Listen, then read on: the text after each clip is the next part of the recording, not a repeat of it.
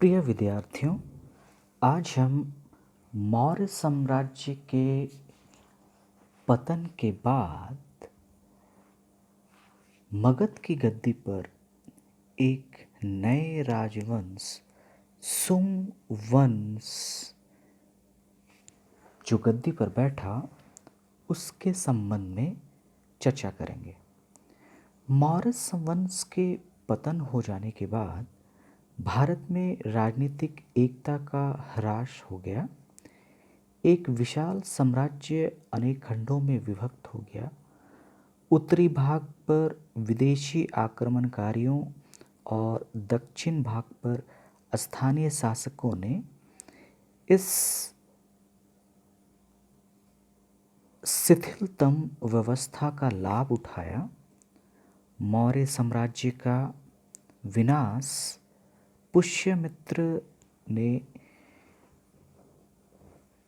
अंतिम शासक सम्राट बृहदत्त को मारकर किया था। पुष्यमित्र बृहदत्त का सेनापति था और उसने बृहदत्त की हत्या करके मगध की गद्दी पर अपना एकाधिकार स्थापित कर लिया था। सुंग वंश के संबंध में जो स्रोत, तत्कालीन ऐतिहासिक स्रोत उपलब्ध हैं, उस पर हम आगे चर्चा करेंगे। ऐतिहासिक स्रोत सुंग वंश के संबंध में जो हैं वो हैं साहित्यिक स्रोत। साहित्यिक स्रोत में हम सबसे पहले जो देखेंगे वो है साहित्यिक स्रोत। साहित्यिक स्रोत में हम सबसे पहले पतंजलि का महाभाष्य देखते हैं। पतंजलि का महाभाष्य, इसके अनुसार तत्कालीन भारत में यूनानियों ने अवध के साकेत में एवं चित्तौड़ के माध्यमिका नगरी पर आक्रमण किया था, जिन्हें पुष्यमित्र ने पराजित कर दिया था। महाभाष्य के अनुसार पुष्यमित्र के अश्वमेध के आचार्य स्वयं पतंजलि ही थे, जिन्होंने उस यज्ञ को सफलतापूर्वक संपन्न किया था। तो यहाँ पे महाभाष्य के अनुसार भी पुष्यमित्र ने जो अश्वमेध यज्ञ किया था, उसके आचार्य जो थे वे स्वयं पतंजलि ही थे, जिन्होंने उस यज्ञ को सफलतापूर्वक संपन्न किया था। आगे हम देखेंगे जो अगला साहित्य स्रोत है वो है गार्गी साहित्य। हम देख रहे हैं गार्गी साहित्य। इस साहित्यिक स्रोत के युग पुराण खंड के अनुसार जिस समय पुष्यमित्र मौर्य नरेश बृहदत्त का सेनापति था, उस समय दुष्ट पराक्रमी पवनों ने पांचाल, मथुरा और साकेत पर विजय प्राप्त किया था। तो ये भी पुष्यमित्र सुंग के विषय में महत्वपूर्ण जानकारी इस स्रोत के द्वारा भी हमें प्राप्त होती है। आगे हम देखेंगे, आगे जो स्रोत है वो है कालिदास का मालविका अग्निमित्रम। कालिदास द्वारा लिखित इस नाटक में कालिदास ने दूसरे यूनानी आक्रमण को चित्रित किया है। यह द्वितीय यूनानी युद्ध राजस्थान की काली सिंधु नदी के तट पर हुआ था। इसमें पुष्यमित्र का पोता वसुमित्र भाग ले रहा था, जिसने इस युद्ध में यूनानियों को पराजित किया था। इसका यूनानी आक्रमणकारी शासक डिमेंट्रियस था। अश्वमेध यज्ञ के घोड़े को पकड़ने के कारण यह युद्ध हुआ था। बहुत महत्वपूर्ण बात है। वासुदेव शरण अग्रवाल के अनुसार इस दौरान यूनानी आक्रमणकारी मिनेंद्र था। बहुत सारे इतिहासकार जैसे कि राधा कुमुद मुखर्जी, सुधाकर चट्टोपाध्याय और दिनेश चंद्र सरकार एवं डॉक्टर के शर्मा ने इसे डिमेट्रियस ही माना है। मालविका अग्निमित्रम में वर्णित सिंधु नदी की पहचान निश्चित नहीं हो पाई है। इसे काली सिंधु, पंजाब की सिंधु या दोआब की सिंधु के रूप में अलग अलग इतिहासकारों ने स्वीकार किया है। आगे हम देखेंगे, ये है पुराण। आगे का जो साहित्यिक स्रोत है ये है पुराण। पुराणों में सुंग वंश के 10 राजाओं का उल्लेख मिलता है। पुष्यमित्र के अतिरिक्त अन्य 9 राजाओं ने सुंग वंश की उत्तराधिकारिता का निर्वहन किया था। पुराणों के अनुसार सुंग वंश के शासकों का शासनकाल इस प्रकार से माना जाता है। सबसे पहले पुष्यमित्र, उसके बाद अग्निमित्र, सुज्येष्ठ, वसुमित्र, ओद्रक या आंध्रक, पुलिंदक, घोष, वज्रमित्र, भागवत और देवभूति। पुराणों में प्रदर्शित उपर्युक्त शासकों की शासनावधि लगभग 120 वर्ष आती है। माना जाता है कि सुंग वंश का शासनकाल 120 वर्षों तक लगभग चली थी, लेकिन पुराणों में इसे 112 वर्ष बताया गया है। 112 वर्ष भी इसे बताया गया है। आगे हम देखेंगे बाण भट्ट का हर्षचरितम।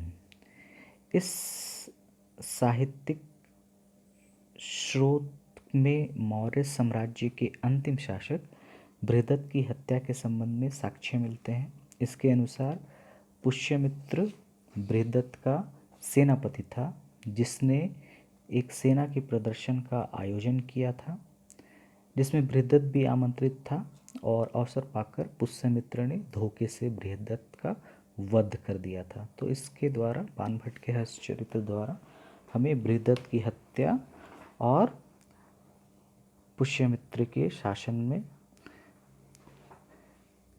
को हत्याने के संबंध में महत्वपूर्ण जानकारी प्राप्त होती है। आगे हम देखेंगे, आगे जो स्रोत है वो है बौद्ध महायान ग्रंथ या दिव्यदान। इस बौद्ध महायान ग्रंथ में पुष्यमित्र के व्यक्तित्व का चित्रण मिलता है। इसके अनुसार पुष्यमित्र सुंग वैदिक या ब्राह्मण धर्म का संरक्षक तथा उद्धारक एवं बौद्ध धर्म का उत्पीड़क था।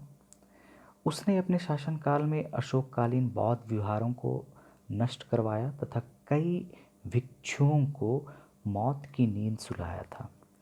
पुष्यमित्र की प्रसिद्ध घोषणा थी कि वह प्रत्येक बौद्ध भिक्षु के सर के बदले 100 स्वर्ण मुद्राएं देगा। तो इस तरह की कुछ जानकारियाँ दिव्यवदान जो बौद्ध ग्रंथ है उससे पुष्यमित्र के बारे में हमें जानकारी प्राप्त होती है। इसके अलावा भी कुछ अन्य ऐतिहासिक स्रोत हैं जिसकी चर्चा बहुत अधिक नहीं की जा सकती, बस उनका नाम लिया जा सकता है, जैसे कि थेरावली,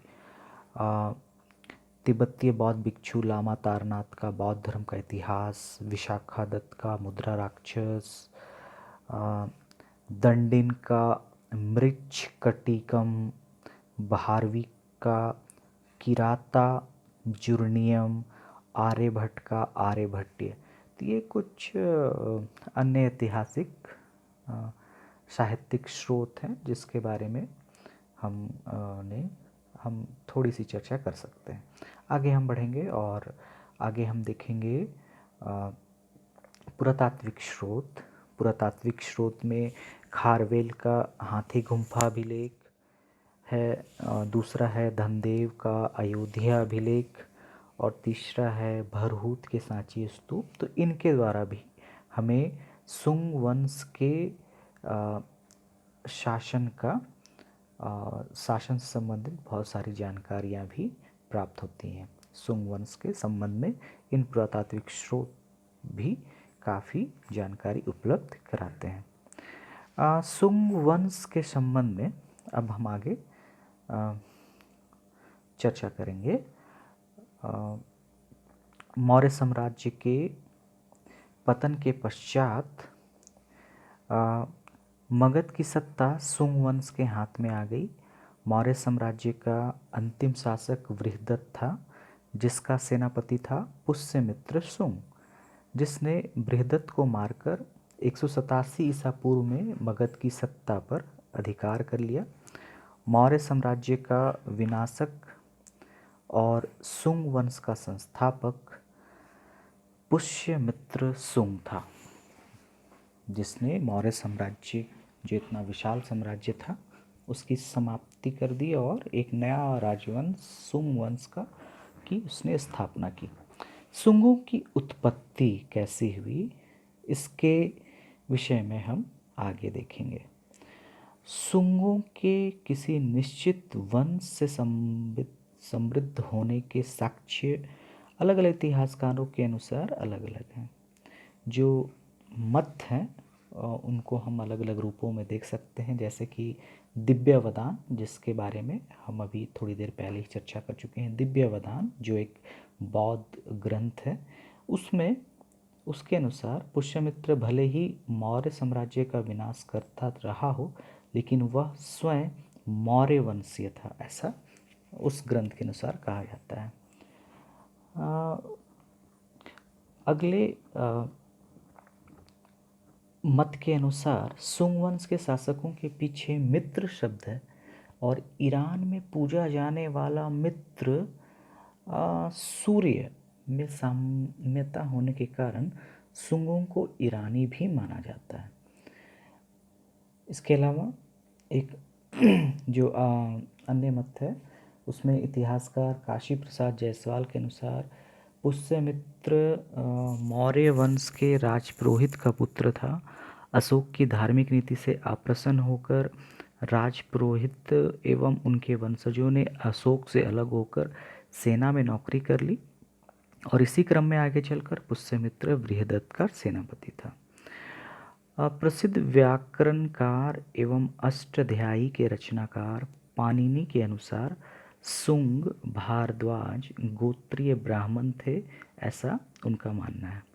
महाकवि कालिदास ने अपनी नाट्य रचना मालविका अग्निमित्रम में पुष्यमित्र के पुत्र अग्निमित्रम को वैविक वंशीय एवं काश्यप गोत्र से संबंधित बतलाया है। तिब्बती बौद्ध यात्री प्रसिद्ध इतिहासकार लामा तारकनाथ के अनुसार सुंग ब्राह्मण वंश से संबंधित थे। पुष्यमित्र को वह ब्राह्मण राजा कहता था। सुंग निश्चित रूप से ब्राह्मण थे। बौद्ध विहारों को तोड़ने वाला या भिक्षुओं को मारने वाला पुष्यमित्र सुंग बौद्ध धर्म से जुड़ा हुआ होगा, यह सोचना भी काल्पनिकता है। तत्कालीन समाज में किसी धर्म से संबंधित होकर उसे नष्ट करना दुष्कर कार्य था, और पुष्यमित्र सुंग भी ऐसा नहीं करता। अब सुंग वंश को मौर्य वंश से जोड़ना बहुत अधिक ठीक नहीं होगा। पुष्यमित्र सुंग यदि मौर्य वंश का होता तो कदापि वह उस वंश का विनाश नहीं करता।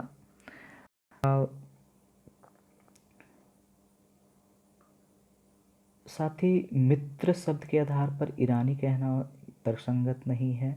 पुष्यमित्र सुंग ने एवं अन्य सुंग राजाओं ने वैदिक धर्म या ब्राह्मण धर्म को प्रसारित करने में अपनी महत्वपूर्ण भूमिका निभाई थी।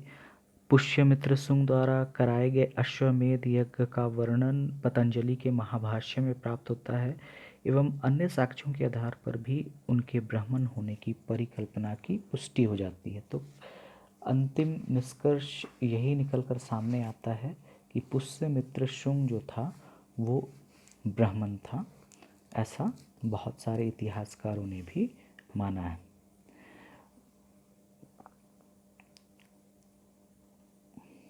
छत्तीस वर्ष के शासन की अवधि में पुष्यमित्र ने मौर्य साम्राज्य को संगठित कर सुंग साम्राज्य बना दिया।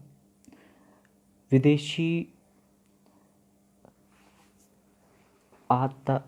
आतताइयों पर अंकुश लगाया। अपने साम्राज्य की सीमा में दक्षिण में नर्मदा नदी तक उसने अपने साम्राज्य का विस्तार किया।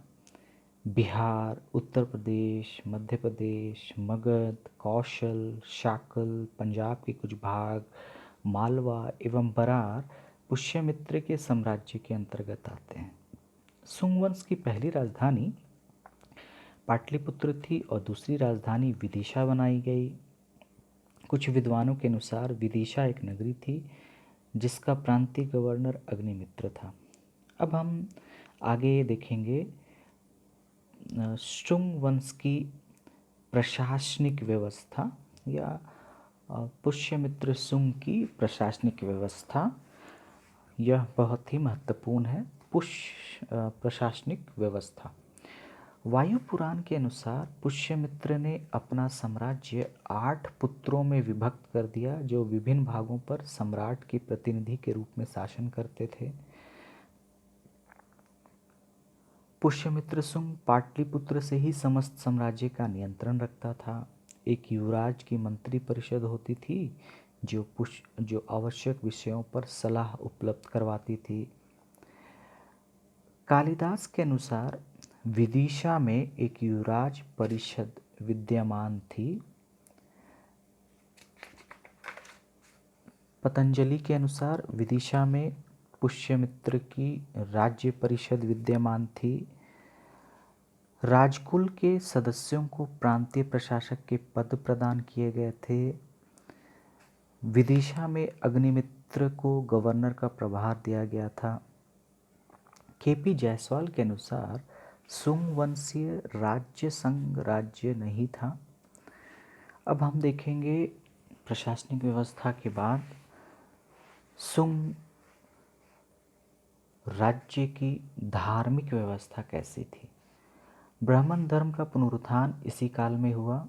पुष्यमित्र के काल में बौद्ध धर्म की अपेक्षा वैदिक धर्म का अधिक प्रभुत्व स्थापित हुआ। पूजा, यज्ञ, बलि की प्रथा इस काल में पुनः अस्तित्व में आ गई।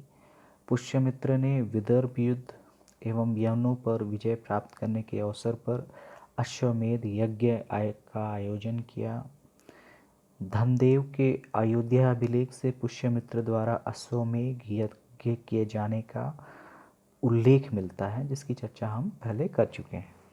पहला अश्वमेध यज्ञ मगध पर शासन का आरंभ करने के काल में तथा दूसरा अश्वमेध यज्ञ यवनों पर विजय प्राप्त करने के दौरान किया। अश्वमेध क्या होता है इसके विषय में हम जानते हैं। माना जाता है कि पुष्यमित्र शुंग के किसी एक यज्ञ में पुरोहित का कार्य पतंजलि ने किया था जिसकी चर्चा हम पहले भी कर चुके हैं। महाभाष्य के रचयिता पतंजलि ने अश्वमेध यज्ञ करवाया था पुष्यमित्र शुंग के समय में।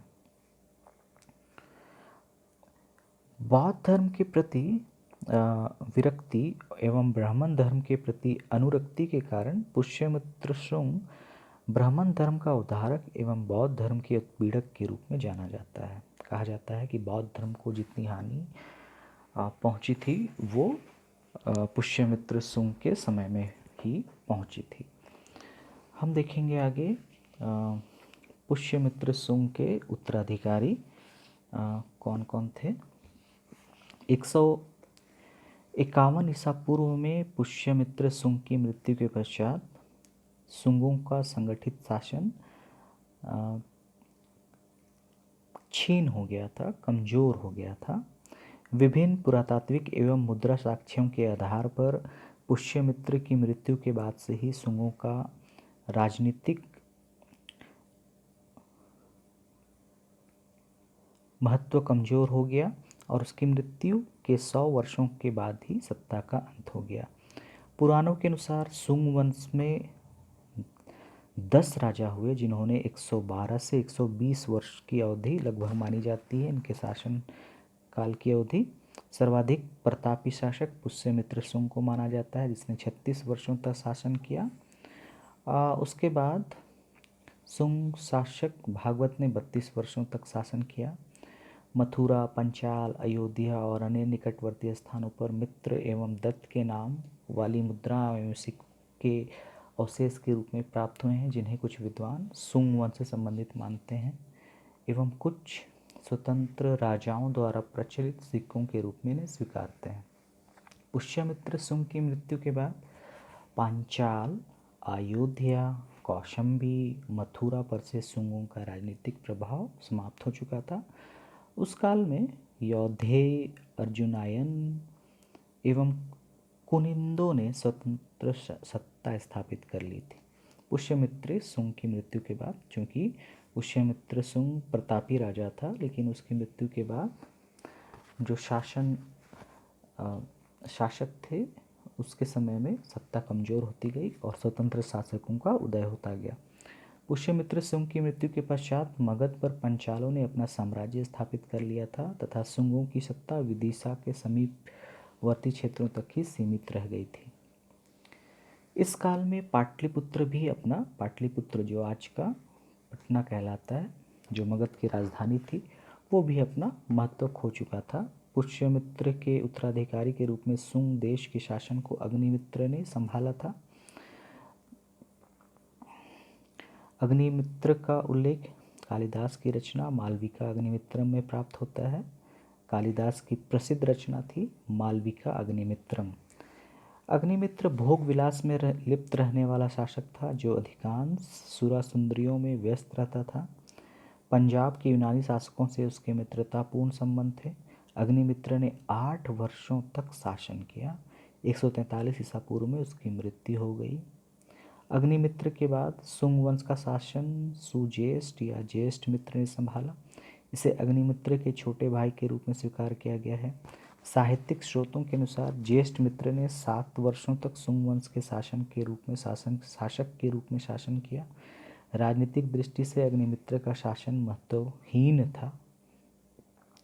ज्येष्ठ मित्र के उत्तराधिकारी एवं चौथे सुंगवंशीय शासक के रूप में वसुमित्र ने शासन संभाला। वसुमित्र ने 136 से 126 ईसा पूर्व के मध्य शासन किया।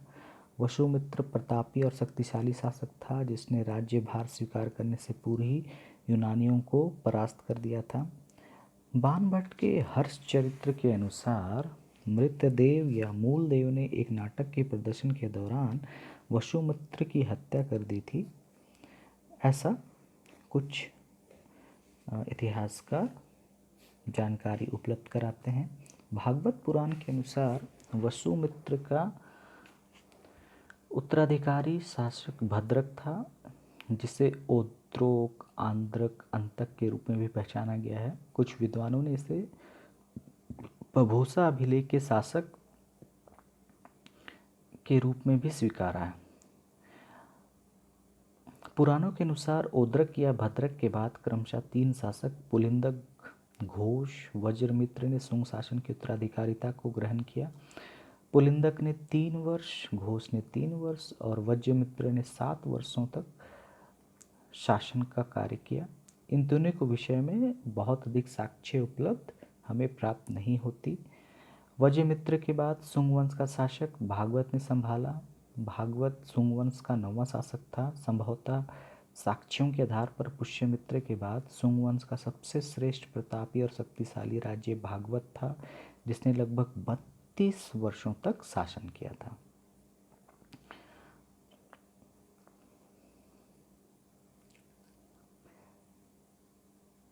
सुंग वंश का सबसे अंतिम प्रतापी एवं शक्तिशाली शासक भागवत था, जिसका शासनकाल सभी अर्थों में महत्वपूर्ण था। सुंग वंश का अंतिम शासक तरुण एवं अत्याचारी शासक देवभूति या देवभूमि था, जिसने लगभग 10 वर्षों तक शासन किया। देवभूति या देवभूमि उसके स्वयं के अमात्य द्वारा 75 ईसा पूर्व में मार दिया गया था। इस तरह उसकी हत्या के बाद सुंग वंश का अंत हो गया। सुंग वंश से मगध कण्वों के हाथ में चल गया। सुंग वंश के बाद मगध पर कण्व वंश का साम्राज्य स्थापित हो गया, लेकिन आंध्र सातवाहनों के उदय होने तक मध्य भारत में सुंगों का ही न्यूनाधिक आधिपत्य रहा। अब हम सुंग राज्य की महत्ता के विषय में देखेंगे। सुंग राज्य की महत्ता या इसका महत्व क्या था। मौर्य साम्राज्य के विघटन के पश्चात राजनीतिक एकीकरण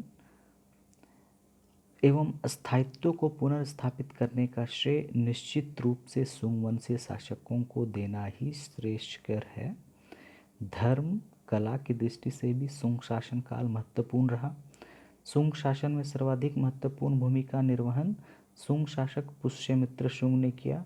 मौर्य साम्राज्य के साक्ष्यों को पुनर्जीवित कर राज्य की स्थापना से भारतीय इतिहास को पुनर्जीवित करने का उल्लेखनीय कार्य सुंग शासक पुष्यमित्र का ही था।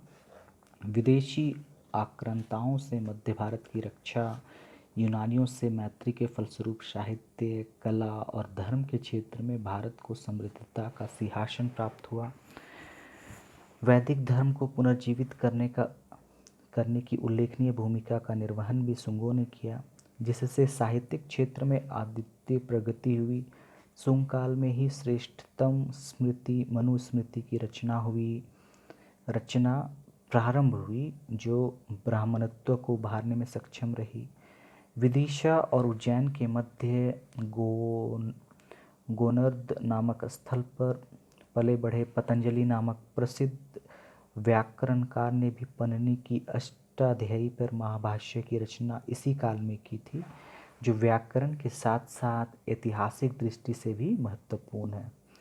मौर्यकालीन राज्य कला से सुंगकालीन लोक कला, भरहूत एवं सांची बोधगया के स्तूपों की वेदिकाओं का निर्माण सुंगकालीन कला की विशिष्टता एवं श्रेष्ठ उपलब्धि के परिचायक हैं।